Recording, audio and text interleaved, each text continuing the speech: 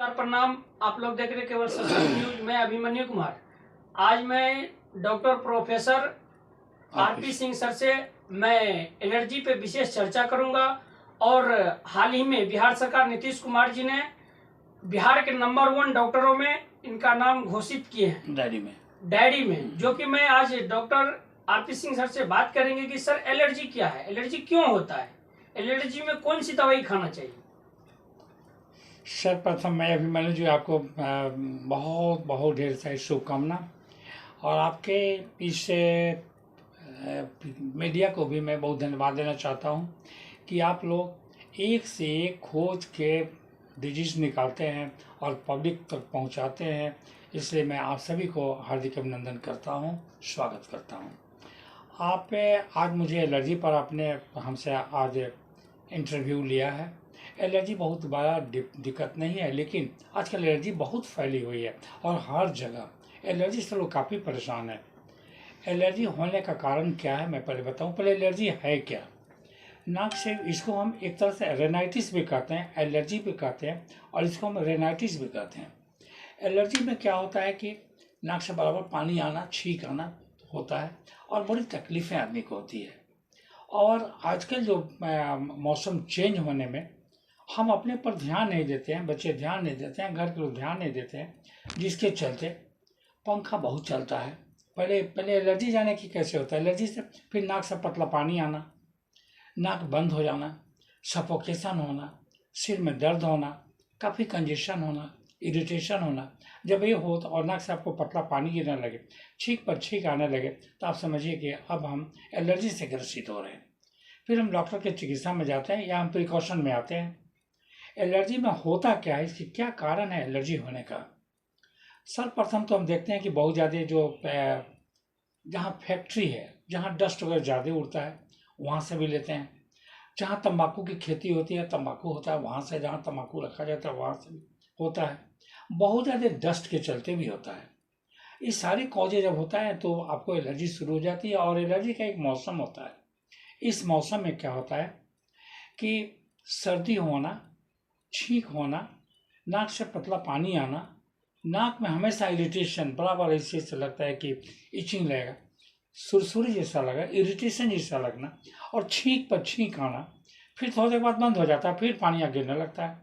सिर में दर्द होना, भारीपन होना और कभी कभी हेडेक भी हो रहा। ये सारी कंप्लेंट जब होती है तब हम समझते हैं कि अब ये एलर्जी का शिकायत है।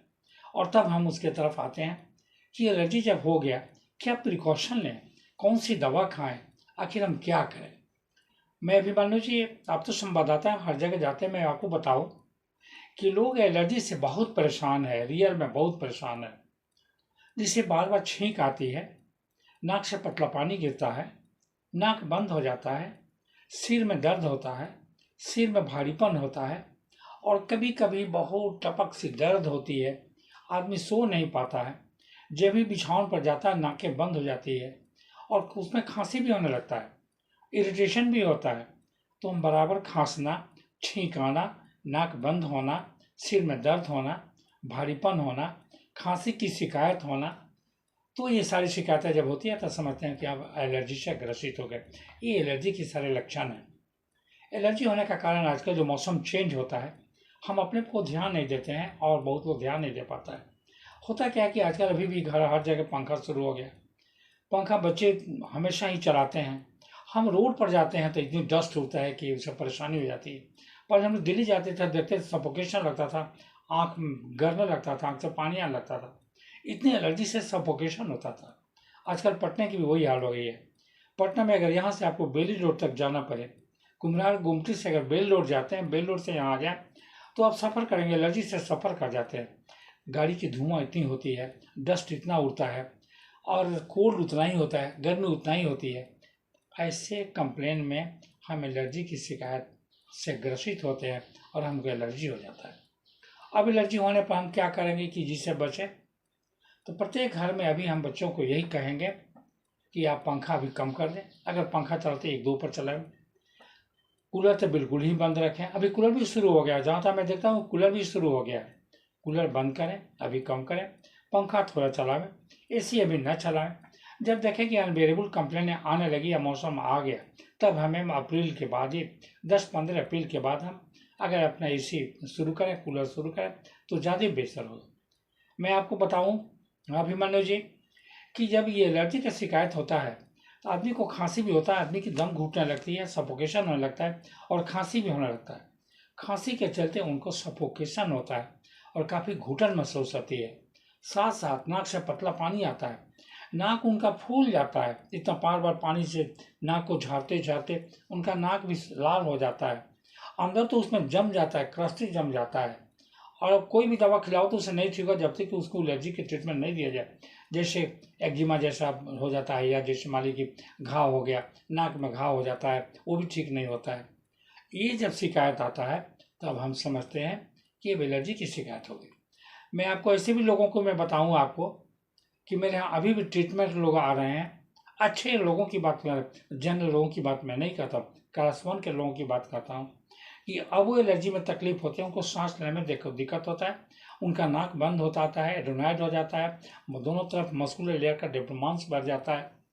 तो अब मशीन लगा के सोते हैं, कहते हैं कि मैं मशीन लगा के सोता हूँ, और जब सोता हूँ तो 2-4-10 मिनट 15 मिनट वो एक तरह का गजब सी आवाज़ करते हैं, ऐसे करते हैं, ऐसे करके लगता है कि उनका नाक बंद हो गया, फिर 2 मिनट के लिए उनकी सांसें चलने लगती है।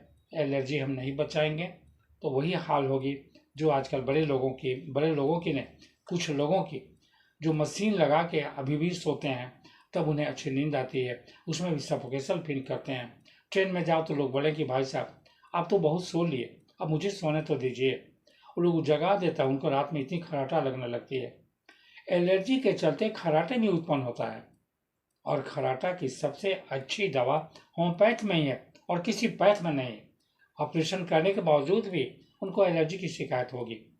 तो एलर्जी की शिकायत होती है तो नाक बिल्कुल बंद हो गया, सांस में दिक्कत होती है, साइनस भी हो जाता है, और साइनस बाद उसमें मांस बढ़ जाता है, पॉलिप का डेवलपमेंट होता है, जिसमें डॉक्टर लोग कहते हैं कि आपको ऑपरेशन करना पड़ेगा। तो ये एलर्जी की शिकायत है। अब मैं बताऊँ आपको एलर्जी की ट्रीटमेंट क्या होगी। ये आपके लिए बहुत इंपॉर्टेंट की चीज़ है। जब सर्दी होने लगे तो हमारे यहाँ सबसे अच्छी दवा है एलियम सीपा। एलियम सीपा देने से, वो प्याज से बनता है, एलियम सीपा देने से आपका जो रनिंग नोज है वो कम हो जाए, ठंडा पानी जैसा निकलता हो, बार बार निकलता हो, बार बार छींक होती है, तो बार बार छींक हो, पतला पानी आता था हम एलियम सीपा देंगे। और छींक के साथ अगर पानी निकलता हो तो sabadilla is a good medicine to control the allergy and sneezing. बार बार छींक आना, बार बार छींक आना, छींक आता लगातार 2-4 बार छींका, फिर नक से पतला पानी आता है, गिरने लगता है। उसमें हमारी एक होम्योपैथी की सेबाडिला दवा है, 30 नंबर की बाजार से लावें, और अगर लिक्विड में लाते हैं तो 2-2 बूंद 4-4 घंटे पर, अगर 20 नंबर की गोली में बनाते हैं तो 15-20 गोली अपने ये गोली में बनवा के 15-20 गोली 4-4 घंटा पर लेंगे तो आपकी सर्दी भी कम हो जाएगी, सिर का दर्द भी कम होगा, भारीपन भी कम। अगर सिर के दर्द हो जाए तो हम क्या करेंगे, सैंगुनेरिया का मदर टिंचर मूलर बाजार से लावें और 10 मिनट 4-4 घंटा पर लें तो आपके सिर का दर्द भी कम हो जाएगा। उतना ही नहीं, अगर खांसी हो जाए तो हम सेनेगा लेंगे, सेनेगा की मदर टिंचर बाजार से लावें और 10 मिनट हल्का गुनगुना पानी में देने से आपकी वो खांसी भी कम हो जाएगा, गले की सुसरापन भी कम हो जाएगी। अगर गले में टॉन्सिल की शिकायत है तो मैंने बताया था बहुत पहले, उसमें मार्क्सर is the best medicine to control the sinusitis, ये टॉन्सिलाइटिस। टॉन्सिल की सबसे अच्छी दवा मार्क्सर है। तो जो एलर्जी होता है तो साइनस भी होता है, फिर ये नोज भी, मस्कुलर लेयर का डेवलपमेंट भी होता है, नाक भी हो जाता बंद हो जाता है, और टॉन्सिल भी शिकायत होती है, और खांसी भी होता है। तो खांसी हो तो सेनेगा लावे बाजार से, 10 बूंद 4-4 घंटा पर ले। सिर में दर्द हो तो सैंगुनेरिया लें और थोड़ा गर्म पानी का यूज करें, गर्म पानी लें। और बहुत लोग तो बहुत गर्म चीज़ें खाने लगता है, वैसे खाने की ज़रूरत नहीं है। मेरे श्रोताओं, आप सिंपल एलियम सीपा दवा लावें। रक्स ब्रानिया तो बहुत जानता है लोग, उसकी बेटर दवा नहीं है, जब चेस्ट में कंजेशन होगा तो ब्रानिया की जरूरत पड़ेगी। इन्हीं सारी बातों के साथ मैं देखता हूँ कि एलर्जी से जब तबाह हो, घबराने की जरूरत नहीं है, तो आप बिल्कुल सेफेस्ट हो जाएंगे। और इन्हीं बातों के साथ मैं आपको अपनी वाणी को विराम देते हुए, मैं अपने श्रोताओं को जो बहुत इच्छा से सुनते हैं, धैर्य से सुनते हैं और हमारे जो संवाददाता अभिमन्यु जी हैं, और मैं इनके संवादक को और इनके प्रोड्यूसर डायरेक्टर को भी मैं हार्दिक शुभकामना देना चाहता हूँ कि बार बार तरह तरह के डिजीज से को ला के और आपके बीच पहुँचाते हैं। इसलिए एक बार आप सभी को हमारी हार्दिक अभिनंदन। आप सबको नमस्कार। सर अपना परिचय दीजिए। मैं डॉक्टर प्रोफेसर आरपी सिंह।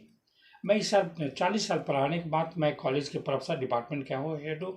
मैं मेडिसिन का प्रोफेसर रहा और अभी मैं इस साल 2021 के जनवरी में मैंने 2022 के जनवरी में मैंने रिटायर किया और अभी मैं एक अच्छे प्रैक्टिशनर हूँ। मैं 4 राजभवन का डॉक्टर हूँ। बिहार, गुजरात, मेघालय और सिक्किम, और यहाँ मैं इंडिया का प्रेसिडेंट भी और सेक्रेटरी जनरल भी था। अभी प्रेसिडेंट भी इंडिया का इंडियन होम्योपैथिक ऑर्गेनाइजेशन का मैं प्रेसिडेंट हूँ, नेशनल प्रेसिडेंट हूँ। और यही नहीं बल्कि एक बेटर स्पीकर हूँ। विदेशों में मैंने 15 कंट्री में जाके स्पीच दिया। अभी 10-15 कंट्री के लिए 7-8 मई को भी हमारे अभी बहुत उत्सुकता से हमको लोग दुबई में बुलाने के जा रहे हैं। यही मेरी परिचय है।